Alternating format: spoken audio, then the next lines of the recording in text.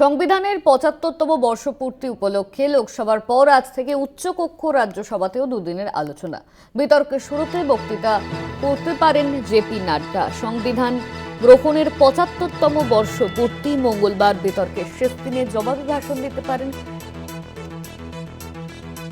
কেন্দ্রীয় স্বরাষ্ট্রমন্ত্রী অমিত শাহ। বিতর্কের শুরুতে বক্তৃতা করতে পারেন জেপি নাড্ডা। শেষ দিনের জবাবি ভাষণ দিতে পারেন অমিত শাহ।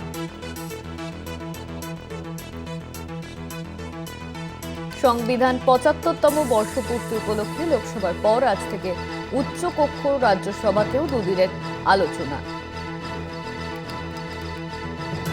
এই নিয়ে আমরা কথা বলবো। আমাদের সঙ্গে ফোন লাইনে রয়েছেন আমাদের পলিটিক্যাল এডিটর আশিস চট্টোপাধ্যায়। আশিস দা, সংবিধানের ৭৫তম বর্ষপূর্তি উপলক্ষে লোকসভার পর আজ থেকে উচ্চকক্ষ রাজ্যসভাতেও দুদিনের আলোচনা বসতে চলেছে, সেখানে কি নিয়ে আলোচনা হতে পারে?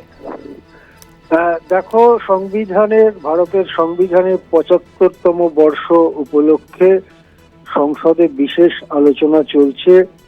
শুক্র ও শনিবার লোকসভায় যে আলোচনা হয়েছে সেখানে বিরোধী পক্ষ এবং শাসক পক্ষ সংবিধান নিয়ে পরস্পরের বিরুদ্ধে সুর চড়িয়েছেন।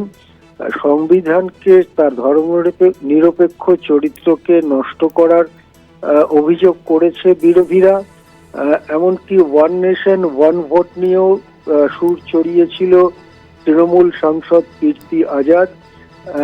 জবাবে প্রধানমন্ত্রী বিরোধীদের তীব্র আক্রমণ করেন এবং জাত গণনার যে দাবি রাহুল গান্ধী তুলেছেন, প্রিয়াঙ্কা গান্ধী তুলেছেন, তার বিরোধিতা করতে গিয়ে তিনি দেশের ঐক্যের কথা সামনে টেনে আনেন, এমনভাবে যেন নিম্নবর্ণের মানুষদের অধিকার দিলে দেশের ঐক্য বিঘ্নিত হবে। এই জবাবের পরে যে ডিবেট, যে বিতর্ক চলছে, তার উত্তাপ অনেকটাই বেড়েছে। আজকে রাজ্যসভায় সেই বিতর্কের রেশ ধরেই বিতর্ক শুরু হচ্ছে। জেপি নাড্ডা, বিজেপি সর্বভারতীয় সভাপতি, রাজ্যসভায় আজকে বিতর্ক শুরু করতে পারেন।